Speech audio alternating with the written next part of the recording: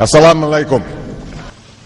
Many other Americans have Muslims in their families or have lived in a Muslim-majority country. I know because I am one of them. But my father came from a Kenyan family that includes generations of Muslims. As a boy, I spent several years in Indonesia and heard the call of the azan at the break of dawn. I have known Islam on 3 continents before coming to the region where it was first revealed. That experience guides my conviction. You're absolutely right that John McCain has not talked about my Muslim faith.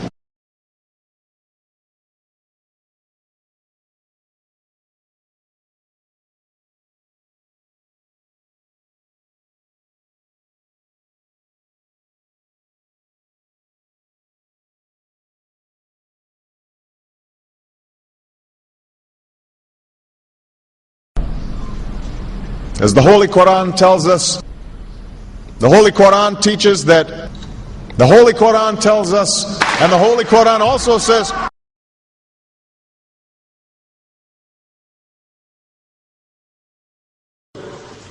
we will convey our deep appreciation for the Islamic faith, which has done so much over the centuries to shape the world.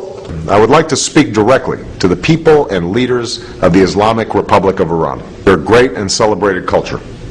Over many centuries, your art, your music, literature, and innovation have made the world a better and more beautiful place. We know that you are a great civilization, and your accomplishments have earned the respect of the United States and the world. I also know civilization's debt to Islam. It was Islam at places like Uluzar that carried the light of learning through so many centuries, paving the way for Europe's Renaissance and Enlightenment. It was innovation in Muslim communities that developed the order of algebra, our magnetic compass and tools of navigation, our mastery of pens and printing, our understanding of how disease spreads and how it can be healed.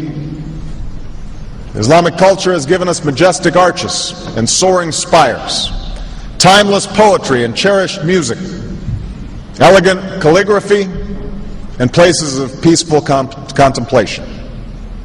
They have fought in our wars, they have served in our government, they have stood for civil rights, they have started businesses, they have taught at our universities, they've excelled in our sports arenas, they've won Nobel Prizes, built our tallest building, and lit the Olympic torch. And when the first Muslim American was recently elected to Congress, he took the oath to defend our Constitution using the same Holy Koran.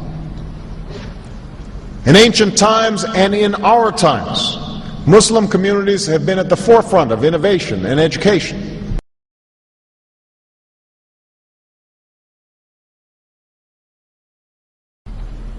Islam is not part of the problem in combating violent extremism. It is an important part of promoting peace.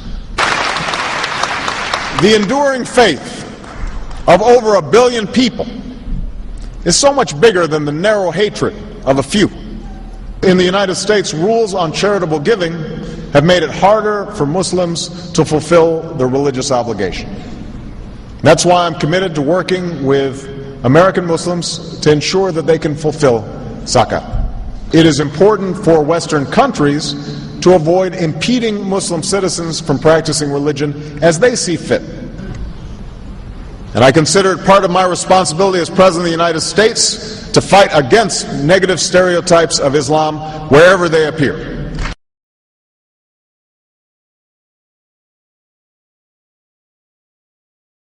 We are no longer a Christian nation. We do not consider ourselves a Christian nation. The United States has been enriched by Muslim Americans. Since our founding, American Muslims have enriched the United States. Islam has always been a part of America's story. There is a mosque in every state in our union, and over 1,200 mosques within our borders. One of the points I want to make is that if you actually took the number of Muslims Americans, we'd be one of the largest Muslim countries in the world. Let there be no doubt, Islam is a part of America.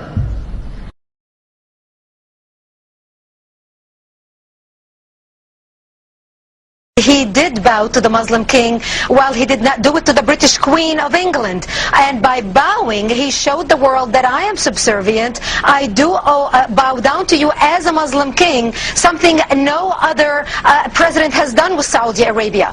The Saudi king is his peer. He is not his subordinate in order to bow for him. And this is exactly what Obama did. Usually it is out of respect that someone would nod his head when bowing to royalty, and the ladies will give curtsy. But Obama went beyond what is required as a head of state and bowed to the Saudi king, and that's unacceptable. It sent the wrong symbol. When you say it sends the wrong signal, what signal do you think it sends? It sent a message that Islam is superior to any other master or king or president in the world. That an American president bowed to a Muslim king. It also sent a message that terrorism and jihadism is giving Islam the respect it should have on the world stage, to the point that it made an American president, for the first time in history, bow to a Muslim king.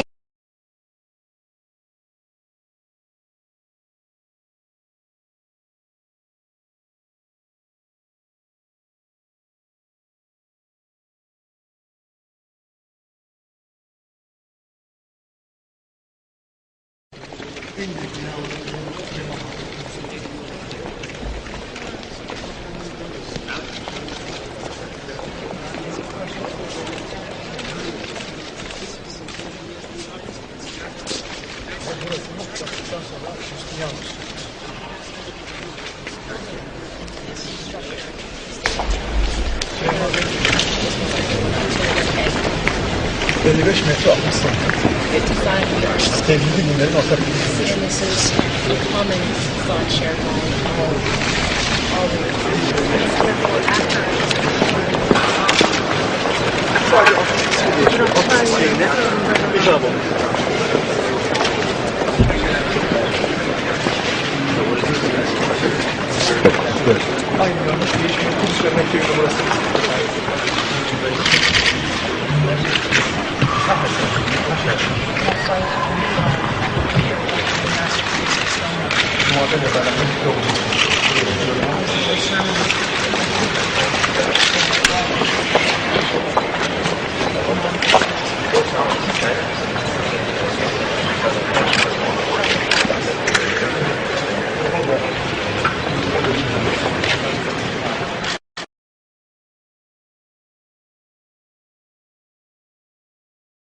Presidential candidate Barack Obama is trying to change political fashion. He gave a speech in Iowa City today, and he wasn't wearing an American flag pin. Those pins have become synonymous with politicians since 9/11. Obama says he doesn't like how the pin has come to represent patriotism in America.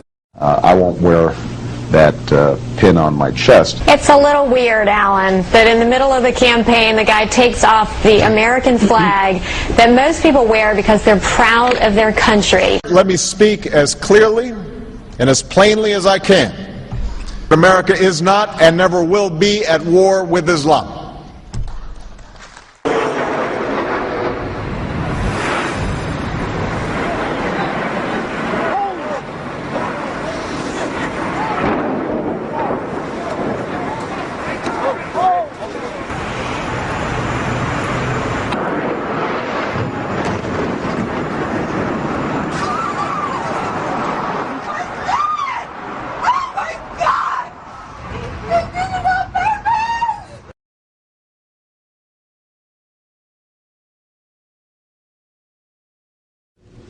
Thank you.